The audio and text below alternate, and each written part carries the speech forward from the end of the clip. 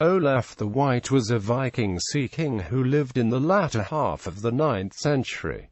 Olaf was born around 820 in Ireland. His father was the Hiberno-Norse warlord Ingjald Helgasson.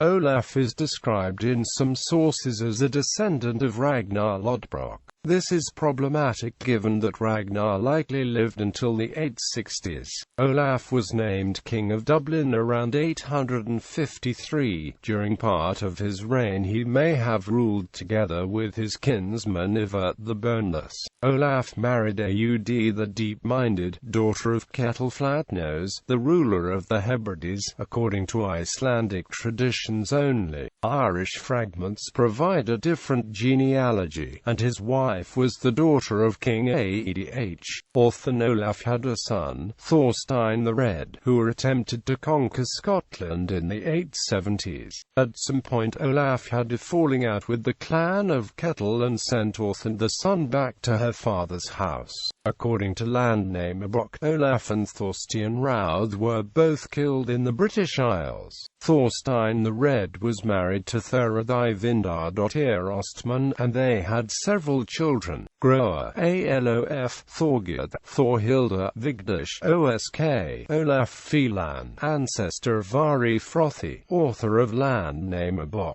The family was related to the Vinland explorers and the Sturlung family. Olaf may be identical with the Viking warlord Amlabe Konung, who according to Irish sources was killed in 871 halves by Constantine Maxinida, king of Alba. However, both Gwyn Jones and Peter Hunter Blair dispute this identification. Old Norse sources mention two Olafs belonging to the 9th century House of Vestfold. The first of these, Olaf the White, because of his connections with Dublin and with Ketil Flatnose, must be identified with Olaf, King of Dublin, as described in early Irish and Scottish chronicles.